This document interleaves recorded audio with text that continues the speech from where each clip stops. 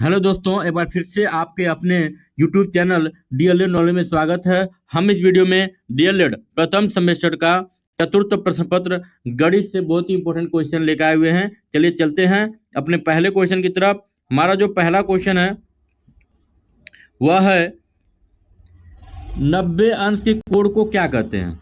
90 अंश के कोण को क्या कहते हैं ये आपको बताना है।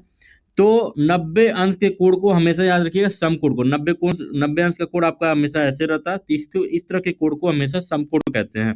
चलिए अगला जो हमारा प्रश्न है कि वृत्त के किन्हीं दो बिंदुओं को मिलाने वाली रेखाखंड को क्या कहते हैं। तो उसको हमेशा जीवा कहते हैं। मान लीजिए वृत्त है, एक बिंदु यहाँ पे और एक बिंदु यहाँ पे, जब इसको मिलाएंगे आप तो ये जीवा कहलाती है। ठीक है, इसलिए जीवा ऑप्शन सही हो जाएगा। अगला जो प्रश्न है कि 15% का भिन्नात्मक रूप क्या होगा। तो 15% को जब भिन्न में आप बदलेंगे तो 15% को जब भिन्न में बदलेंगे तो परसेंटेज की वैल्यू होती है 1/100। तो अब इसको 5 से काटेंगे 3 बार में, 5 से काटेंगे तो 20 बार में, तो 3/20 इसका आंसर हो जाएगा। तो 3/20 ऑप्शन नंबर ए में है, हमारा सही हो जाएगा। अगला जो प्रश्न है कि 3/2 का गुणात्मक प्रतिलोम का मान क्या होगा। तो याद रखिएगा, जब गुणात्मक प्रतिलोम पूछता हो तो 3/2 का गुणात्मक प्रतिलोम हमें उसका उल्टा कर देना है 2/3। 2/3 अगर यही धनात्मक पूछता तो इसमें माइनस बढ़ा देते हैं, बस इसमें माइनस बढ़ा देते हैं। ठीक है, योगात्मक प्रतिलोम। ठीक है, आगे बढ़ते हैं कि दो संख्याओं का लॉसा तथा मौसा क्रमशः 900 और 15 है। तो याद रखिएगा एलसीएम दिया है कितना 900, और यहाँ पे एचसीएफ दिया कितना 15। उनमें से एक संख्या 225 तो दूसरी संख्या, तो दूसरी संख्या का फार्मूला निकालने के लिए लॉसा गुणे मौसा, 900 में 15 से गुणा कर देंगे और 225 से क्या करेंगे भाग कर देंगे। तो 15 से 15 15 में होता है 225। अब 15 से 90 को 15 6 90 60 आ गया। यहाँ पे देखिए सीधे सीधे 60 आ गया। ऑप्शन नंबर 2 हमारा सही है। तो फार्मूला होता है एलसीएम गुणे एचसीएफ बराबर पहली संख्या गुणे दूसरी संख्या।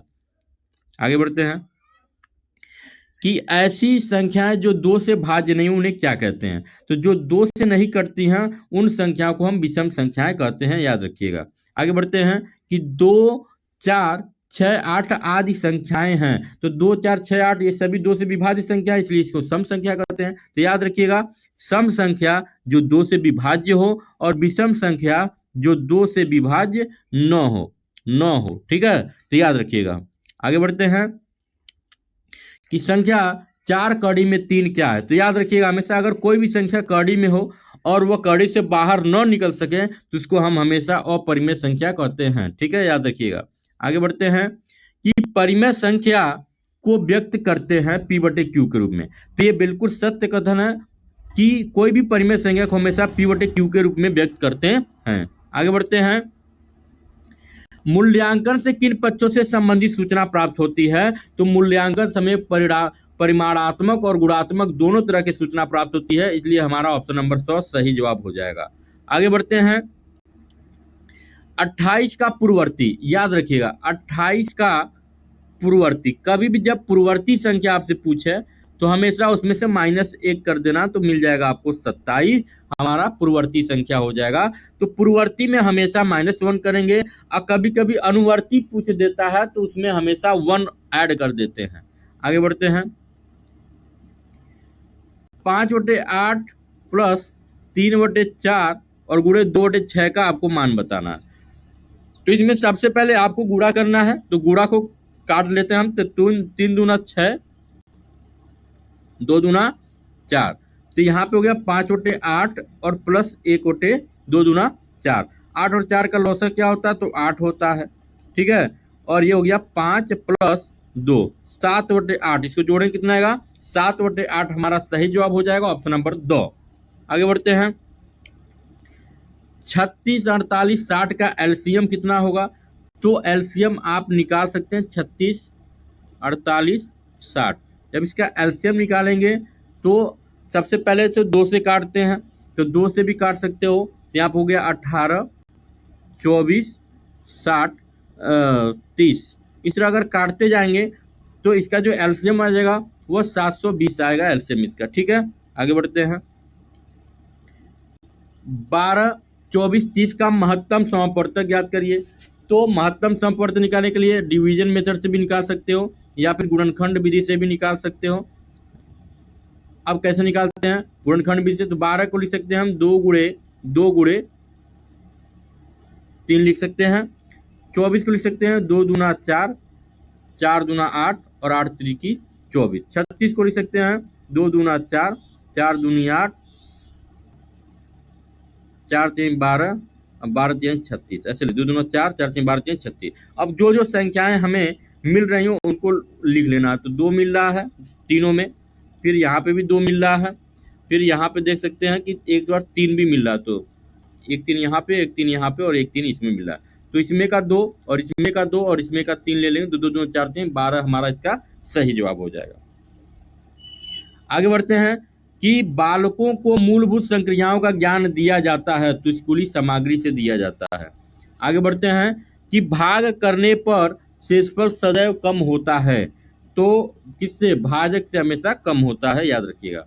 आगे बढ़ते हैं, जिस भिन्न में अंश और हर से बड़ा होता है वो क्या कहलाती है? तो वह विषम भिन्न कहलाती है, याद रखिएगा, ठीक है ना।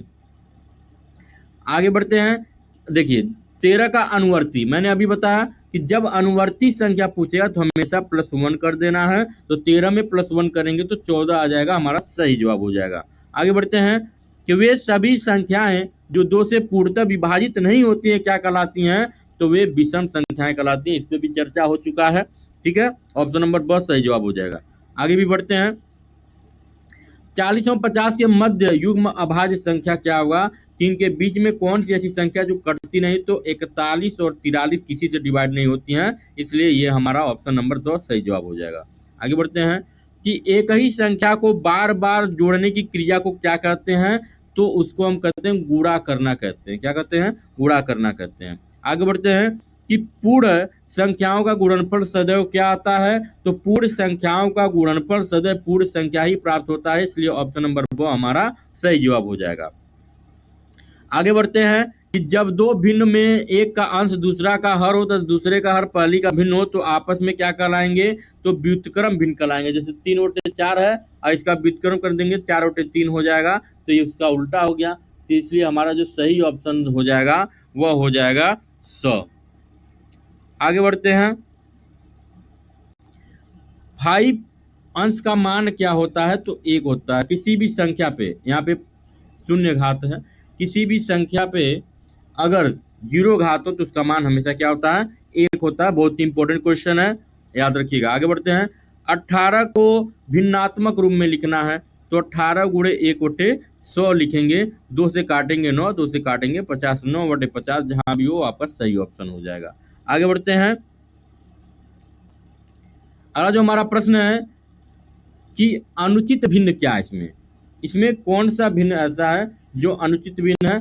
तो 20/3 क्या है अनुचित? यहाँ पे देख रहे 5/8, 2/9, 3/7, लेकिन यहाँ पे 20/3। तो अनुचित भिन्न कौन किसे कहते हैं? तो जिसका अंश जो होता है वह हर से बड़ा होता है, ठीक है, वह अनुचित भिन्न होता है।